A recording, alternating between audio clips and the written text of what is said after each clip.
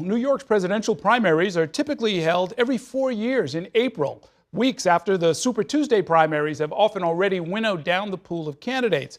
But a new bill making its way through the state legislature would move New York's presidential primaries to Super Tuesday so that voters can potentially have more of an influence on picking the party's nominees.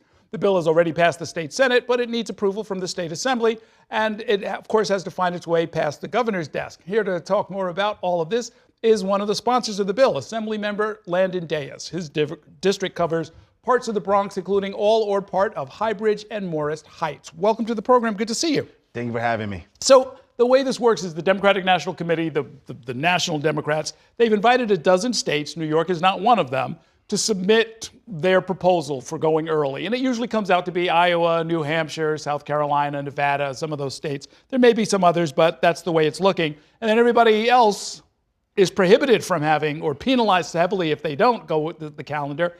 And then a whole bunch go on Tuesday. You're suggesting that on Super Tuesday, so-called. You're suggesting that New York be one of those states. Why? Yes. So one, every presidential candidate comes to New York to raise millions of dollars. However, our voice is not heard because by the time New Yorkers can vote on the presidential primary, the elections are usually sold up by that time. To me, this is bipartisan. No matter what President Trump says, he will not be on the ballot in 2028. So we're going to have an open Democrat and Republican primary. And additionally, I think this would be a good opportunity for New Yorkers' voices to be heard. Because I think if they come here to fundraise, then they should also be coming here to hear what we have to say. Okay, nobody can disagree with that part. But I'm looking back at 2024, and I think this is typical of the last several cycles. On Super Tuesday, you had Texas, California, Virginia, Massachusetts, North Carolina, really big states. So the candidates, in effect, would have to make really hard choices because they realistically are not going to campaign in all of those gigantic states at the same time, right? True. However, by going back to April, our voice is not being heard at all. And New York, if they have time to come here and fundraise, they have time to hear what we need to say.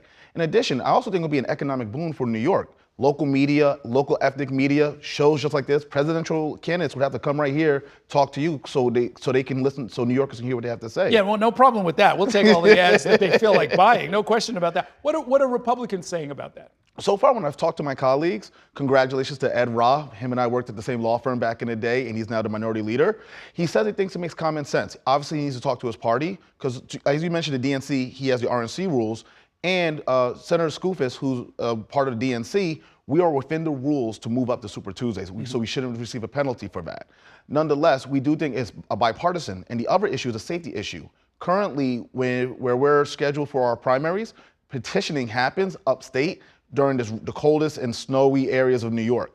If we move it to Super Tuesday, petition will move to late November, early December, where it's a little bit warmer, less snow, therefore safer for petitioners during presidential primaries. Well, you know what? I hadn't even thought about that. You're saying petitions would be going out before January 1st of the presidential year? Correct. Oh, wow. Okay, I don't know how okay, that's an interesting development. I hadn't really thought about that. Governor Hochul also wants to make state primaries coincide with presidential races. Do you support that idea as well?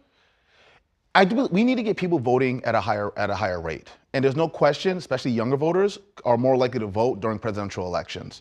So if we can consolidate and we feel that that helps, that's one thing. But the problem with that, though, that means there will no longer be a June primary. Are we looking at a February primary or April primary? I think that would be problematic. So at this moment, I think we need to keep them separate because it'd be every 4 years. And for example, I'm every 2 years. Congress is every 2 years. So that might cause some confusion amongst the regular voting class. Right. And of course, there's even this proposal that we should hold municipal elections, at the same time as all of these. There's something that Governor Hochul has called like election fatigue, that we're asking people to come out too often, and that ends up eroding participation. What do you think of that? I think there's a legitimate argument there.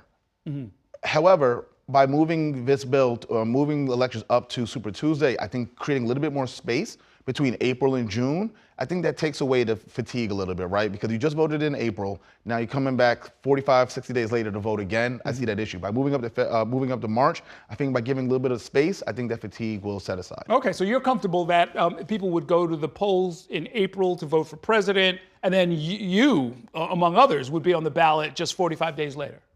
Well, and with this bill, we're hoping it'll be a little bit longer. Hoping it'll be March than June. So giving a little bit more space. Got it.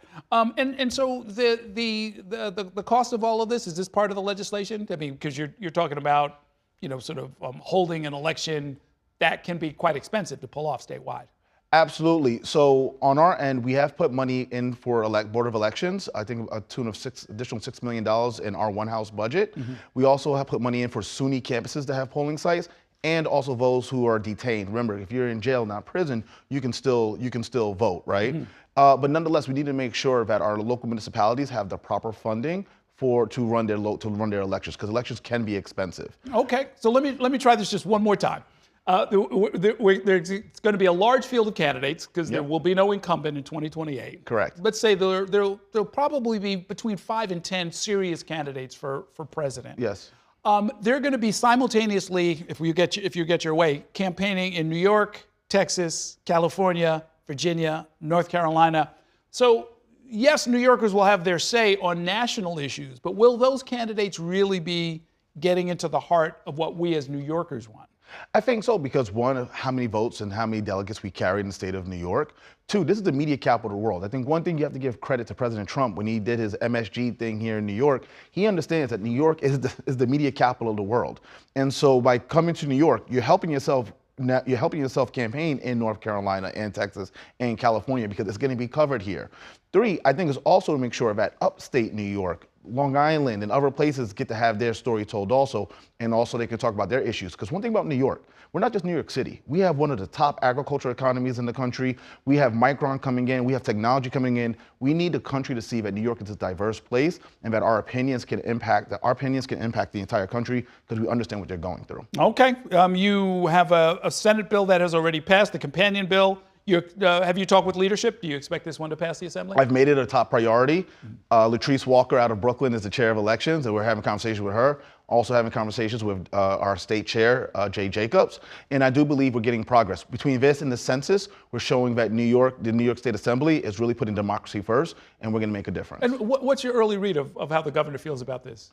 I think she understands that it's a great value add to the state of New York. She was a main speaker at the DNC, so was Henry Garrido from DC 37. This again will make sure that New York State is on the map for the presidential election. Okay, we shall see. Best of luck. Stay in touch. We'll be watching this all the way through. Thanks a whole lot. Thank you so much.